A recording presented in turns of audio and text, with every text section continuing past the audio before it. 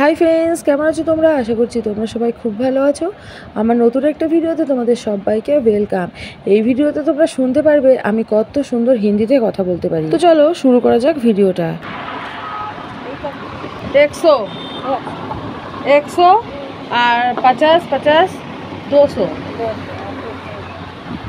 200 लड़का लिए 100 300 ये 80 पैंट 50 তাহলে হচ্ছে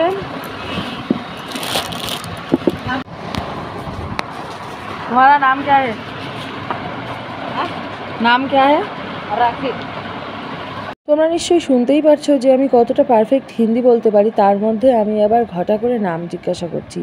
এমনিতেই প্রয়োজনীয় যতটুকু হিন্দি ওদের সাথে কথা বলতে হবে ততটুকু বলতে পারছি না, তার উপরে আমি আবার নাকি ওর কাছে নাম জিজ্ঞাসা করতে গেছি। এখনই তো হবে আসল মজা।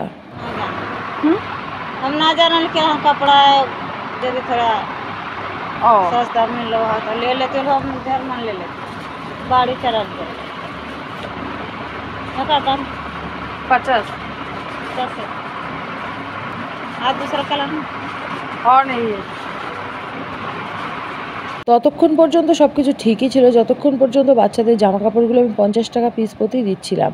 কিন্তু তারপর যখন আমি এই শাড়িটার দাম মাত্র 50 টাকা বললাম, তখনই এনার বর এত পরিমাণে রেগে গেল, প্রায় এনাকে মারতে পারবে এরকম একটা পরিস্থিতি। সমস্যাটা আমি শুনতে গিয়েই আমাকে বলল যে আর বলো না, এই মহিলা হচ্ছে খুব বাজে একটা মহিলা।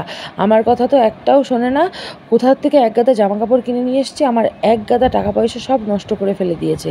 যেহেতু আমার দোকানটা একদম ভাটার সামনেই, আর ওরা কোথা থেকে কিনে নিয়ে এসছে আমি জানি না, কিন্তু ওরা বলেছে যে এই ধরনেরই জামা কাপড় ওরা কিনে নিয়ে এসছে 250-300 টাকা করে। কিন্তু এই ধরনের জামা কাপড়গুলো হয়তো এক সময় এরকমই দাম ছিল, এখন বর্তমানে ওরকম আর দাম নেই। আর যেহেতু এই জামা কাপড়গুলো আমার বেশ কিছুদিন আগেই তোলা ছিল, তো আমি এইগুলোকে সেল হিসাবেই আর কি বিক্রি করার জন্য যতটা কমে সম্ভব ততটা কমিয়ে দিয়েছি। তার সাথে সাথে আমি আরেকটা জিনিসও করেছি। এতগুলো জামা কাপড় যেহেতু ওরা নিয়েছে, একসাথে ওরা 4টে জামা কাপড় 4টে মেয়েদের জামা নিয়েছে, তার জন্য আমি এই মেয়েদের জামাটা এমনিই দিয়ে দিলাম। আর ওরা আমাকে বারবার বলছিল যে এতগুলো জামা নিচ্ছি, একটা জামা ফ্রিতে দিয়ে দাও, তো ওই জন্যই আমি ওটা দিয়ে দিলাম। ওরাই পছন্দ করেছে। অনেকগুলো ছেলেদের জামা নিয়েছে, বউটার জন্য একটা শাড়ি নিয়েছে, আর ওই লোকটার জন্য শার্ট নিয়েছে।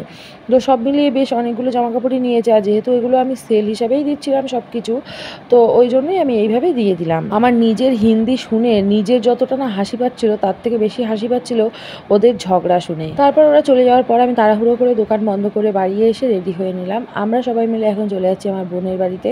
ওদের বাড়িতে আমাদের দুপুরের খাওয়া দাওয়ার নিমন্ত্রণ রয়েছে, তো ওই জন্যই আমরা তাড়াতাড়ি করে রেডি হয়ে বেরিয়ে পড়ি। যদিও আমাদের বাড়ি থেকে বেরোতে বেরোতে প্রায় দুপুর পার হয়ে গেছিলো।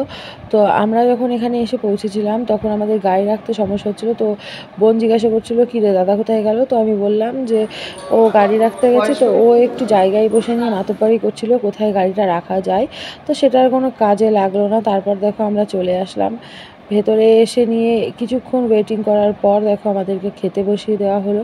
আমরা সবাই মিলে এখানে খেতে বসেছি। আমরা কতটা কি খাবো সেটা আমরা জানি না, কিন্তু এই যে ব্যক্তিটা এখানে বসেছে এ কিন্তু সব থেকে বেশি খাওয়া দাওয়া এখানে করবে। তোমরা সবাই অবশ্য দেখতে পারবে ও কেমনভাবে খাওয়া দাওয়াটা করে। তো অবশেষে আমাদের দেখো একে একে প্রত্যেকটা আইটেম চলে আসলো। আর এই দেখো খাওয়া দাওয়ার পরিস্থিতিটা বুঝতে পারছো তো, ঠিক এইভাবেই খাওয়া দাওয়াটা করতে হয়। তো যাই হোক, তারপর আমরা খাওয়া দাওয়ার শেষে দেখো একটু সবাই মিলে এখানে বসে আছি। আর এখানে এই ছোট্ট পুচকেটাকে আমি প্রথম দেখছি আজকে, তো ওকে একটু কোলে নেব। আর আমার না এরকম ছোট বাচ্চা কাচ্চা দেখে চটকিয়ে কোলে নিতে আমার হেব্বি ভালো লাগে। এই দুট্টু বুড়ি কই রে, দেখি দেখি দেখি দেখি দেখি, উঠে গেছো উঠে গেছো। ওরে বাবা, টিক্কি বেঁধেছে আবার। তুমি টিক্কি করেছো দুই পাশে দুটো, কত সুন্দর টিক্কি করেছে। আরে বাবা, তাই তো।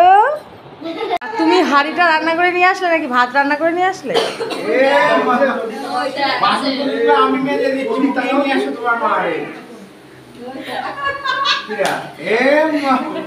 বাসন মেজেছো? মারামারি হচ্ছে এখন বাসন মাজা নিয়ে। ও মা, ছি ছি ননি করলোকে।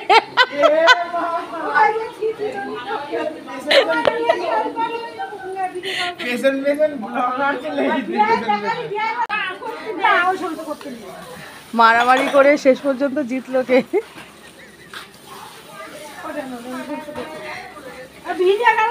আমার মারে কিন্তু বেশি কিছু বলা যাবে না, উনি কিন্তু কান্নাকাটি করে দেবে।